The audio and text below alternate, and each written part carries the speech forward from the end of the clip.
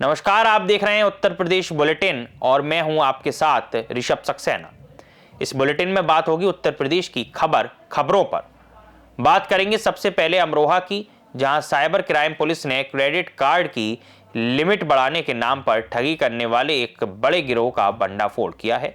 साथ ही बात होगी पीलीभीत की, जहां जिलाधिकारी ज्ञानेंद्र सिंह ने गौनिया प्राथमिक विद्यालय में SIR अभियान का निरीक्षण किया और गणना प्रपत्रों के कार्यों की समीक्षा की। ऐसी तमाम खबरों की विस्तार चर्चा करेंगे इस बुलेटिन में।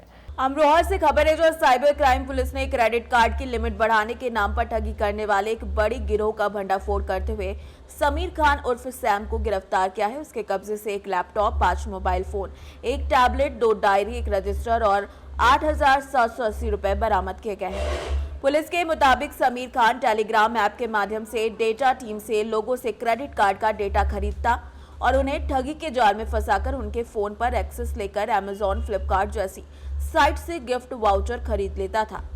पुलिस अधीक्षक अमित कुमार आनंद ने बताया कि प्रतिबिंब पोर्टल की मदद से इस गिरोह का खुलासा हुआ है, जो साइबर अपराध की शिकायतों को ट्रैक और अपराधियों की लोकेशन पता करने में सहायक है। समीर खान के खिलाफ विभिन्न राज्यों में कई शिकायतें दर्ज हैं और जांच जारी है। साइबर थाना अमरोहा द्वारा आज एक साइबर क्रिमिनल जो जनपद में एक्टिव था उसको गिरफ्तार किया गया है, जिसका नाम समीर खां निवासी थाना नागावा सादात है। प्रतिबिंब पोर्टल पर एक संदिग्ध नंबर की सूचना प्राप्त हुई थी, जिसके माध्यम से एक सूरत निवासी व्यक्ति के साथ लगभग 55,000 रुपये की साइबर ठगी की गई थी क्रेडिट कार्ड की लिमिट बढ़वाने के नाम पर। उक्त सूचना पर कार्य करते हुए आज इस अपराधी समीर खान को गिरफ्तार किया गया है। इसने पूछताछ के क्रम में बताया है कि पूर्व में दिल्ली में एक कॉल सेंटर पर काम करता था, जहां पे इस प्रकार का कार्य किया जाता था। बाद में उस कॉल सेंटर के मालिक की गिरफ्तारी पुलिस द्वारा की गई थी। उसके बाद ये वापस अमरोहा आ गया था, ये काम सीख चुका था। टेलीग्राम ग्रुप के माध्यम से इसने यूज़र्स का डेटा प्राप्त किया था जो क्रेडिट कार्ड यूज़ करते हैं। उनके साथ ये फ़ोन पर बात करके साइबर ठगी का कार्य कर रहा था।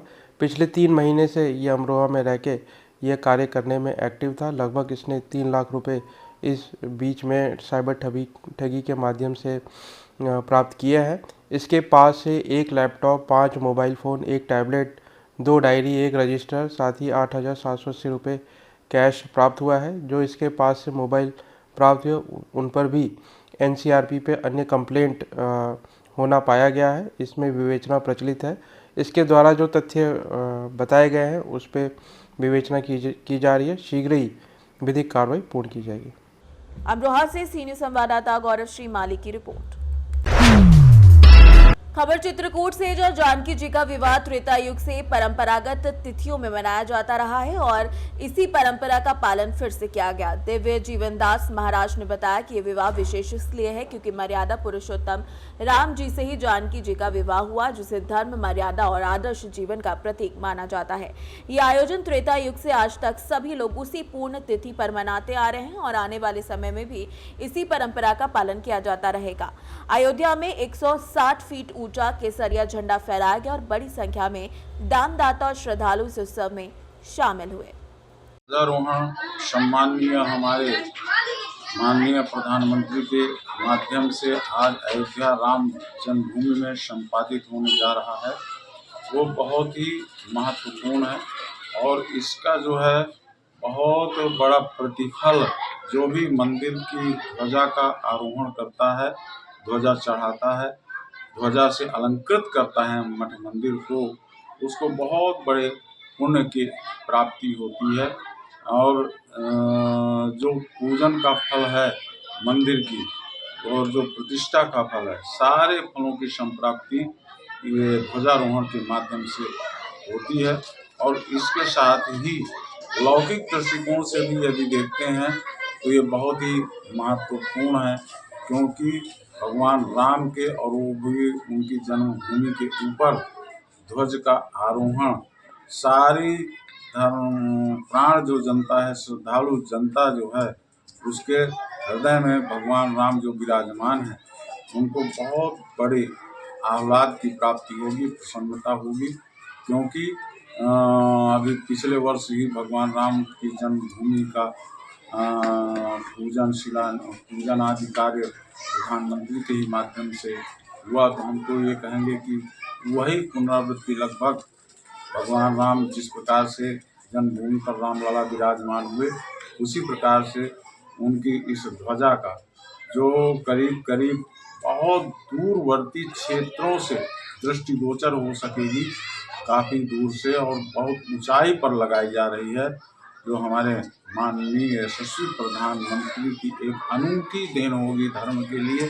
और निश्चित रूप से बहुत ही धर्मप्राण प्रधानमंत्री हैं और निरंतर वो इस दिशा में लगे रहते हैं कि हमारे धर्म और संस्कृति अध्यात्म की रक्षा हो सके, इसके लिए उनका सतत प्रयास रहता है। उसी ओर उनका एक अनूठा कदम कहा जाएगा धर्म ध्वजा का आरोहण।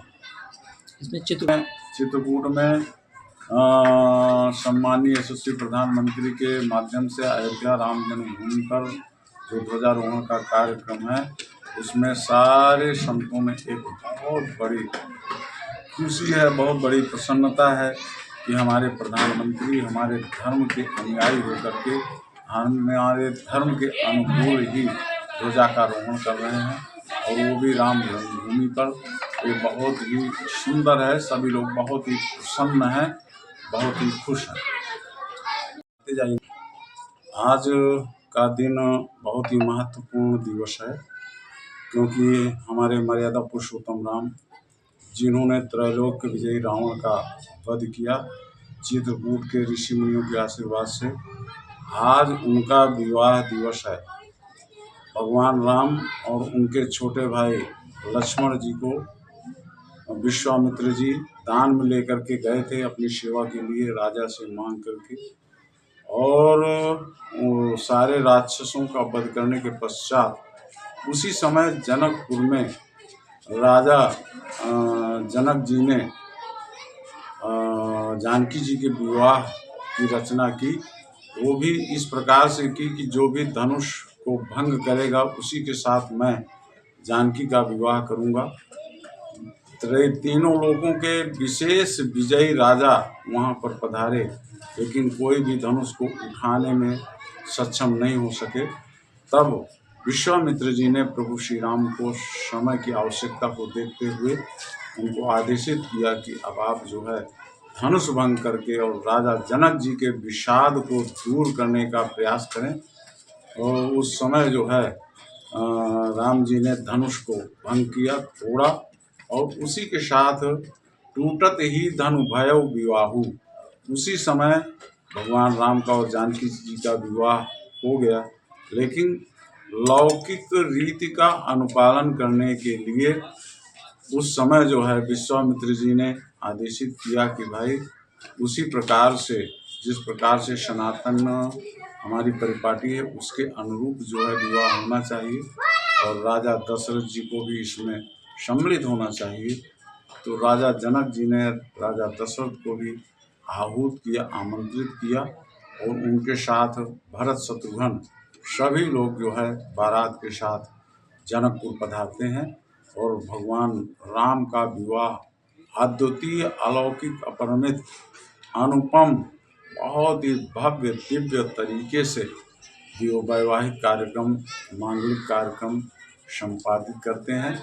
और माता जानकी जी का जो उनको माँ भगवती ने आशीर्वाद दिया था उसकी सफलता प्राप्त होती है। और उसके पश्चात जो है भगवान राम काफ़ी दिनों तक जनकपुर में निवास करते हैं, और तब जो है जनक जी से आशीर्वाद लेकर के और अयोध्या के लिए प्रस्थान करते हैं। अयोध्या में काफ़ी दिनों के पश्चात भगवान राम के राज तिलक की तैयारी होती है, लेकिन उसी समय माता कैकेयी के द्वारा आग्रह किया जाता है अपने वरदानों के लिए और राजा दशरथ जी से, और भगवान राम को वनवास और भरत जी को अयोध्या का राज्य, लेकिन भरत जी जो है उसको त्याग देते हैं। तो इस प्रकार से ये बहुत ही उत्तम कुल की उत्तम प्रकार की परिपाटी का निर्वहन भगवान राम का विवाह है, और उनकी दो संतानें लव और कुश जो महर्षि वाल्मीकि आश्रम में उनका परिपालन होता है। ऐसे महान जो है बालक पैदा होते हैं, जिससे जो है सारी सृष्टि अचंभित हो जाती है भगवान राम के बालकों से। तो इस प्रकार से माता जानकी जी का और राम जी का वैवाहिक मांगलिक कार्यक्रम आज के दिन संपादित हुआ। इसीलिए उसी परंपरा का निर्वहन करते हुए यहाँ के अनेक मठ मंदिरों में अनेक महंतों के द्वारा संतों के द्वारा भगवान राम की बारात का, भगवान राम के विवाह का आयोजन किया जाता है। इसके साथ ही भंडारे का भी आयोजन किया जाता है। चित्रकूट से सी न्यूज संवाददाता रोहित कुमार सिंह की रिपोर्ट। खबर झांसी से, जहां कस्बा सकरार में भगवान श्री राम के विवाह उत्सव का भव्य आयोजन हुआ, जिसमें अवध बिहारी जू मंदिर में प्रभु राम की विशाल बारात निकाली गई। बारात में आधा दर्जन डीजे के साथ हजारों श्रद्धालु शामिल हुए, जो लगभग 1 किलोमीटर तक फैली रही। भक्तों ने दूल्हा बने श्री राम जी का घर घर टीका किया, पुष्प वर्षा कर स्वागत किया और बारात नेगुआ तिराहे और चौक बाजार जनकपुरी होते हुए बड़ी माता मोहल्ला और हरदौल मंदिर पहुंची, जहां प्रसाद और जलपान कराया गया। अंत में बारात मंदिर लौटकर द्वार चरण फेरे और पाव पकराई में रस्म पूरी हुई। महिला श्रद्धालुओं ने मंगल गीत गाए और हजारों लोग विवाह के साक्षी बने। लोग जमकर नाचकर उत्सव का आनंद लेते नजर आए। मंदिर परिसर आकर्षक ढंग से सजाया गया और दूर दूर से श्रद्धालु आए। मौरानीपुर विधायक प्रतिनिधि पप्पू सेठ, अरुण सिंह तोमर सहित कई गणमान्य लोग भी बारात में शामिल हुए। इस अवसर पर थाना प्रभारी पप्पू सिंह ने अपनी पूरी पुलिस टीम के साथ सुरक्षा व्यवस्था सुनिश्चित की। झांसी से सी न्यूज संवाददाता अंकित की रिपोर्ट। खबर पीलीभीत से, जो जिलाधिकारी ज्ञानेंद्र सिंह ने गोहनिया प्राथमिक विद्यालय में SIR अभियान का निरीक्षण किया, गणना प्रपत्रों के कार्यों की समीक्षा की।